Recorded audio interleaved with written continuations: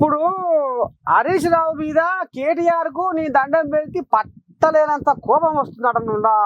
ఎందుకు వస్తుంది, ఏమిటికి వస్తుంది అంటే హరీష్ అయ్యకు కేటీ రాములు ఉద్యోగం కూడా నీకు ఇచ్చిరట అబ్బరకుండా. మరి అది ఏంది ఏం కదా ఏంటంటే సంగతి చూద్దాం పని. ఓ నీ పాడిగాను రేపు రేపు ఓ పక్క కేసీరావు గౌరాల కొడుకు కేటీ రావులు, ఇంకో పక్క కేసీరావు అల్లుడు హరీష్ రావు కొట్టుక సచ్చే కాలం వచ్చిందిగా. ఇద్దరు ఎట్లా ఏంది ఏం కథ అనుకుంటురా.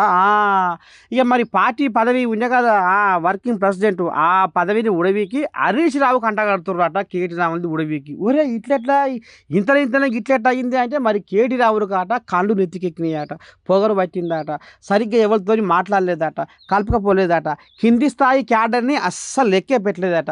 అందుకనే పార్టీ మొత్తం పతనం అయిపోయింది. కారు ఏడి కాడికి జంగు పట్టి ఏ పాటకు ఆ పాట ఊసిపోయింది. అందుకనే పార్లమెంటులో మొత్తం పతార తగ్గిపోయిందని అనుకొస్తున్నారట. అమ్మ ఇక ఈ ముచ్చట సరిగా ఏకంగా కేసీరావే ఈ నిర్ణయం తీసుకున్నట నుల్ల హరీష్ రావుకు పెత్తానం అంటగడబోతుండట.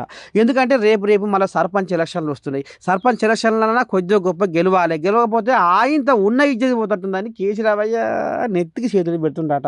మొత్తానికైతే కేటీ రావులు పదవి ఉడవికి హరీష్ రావుకు అంటగట్టబోతుర్రాట.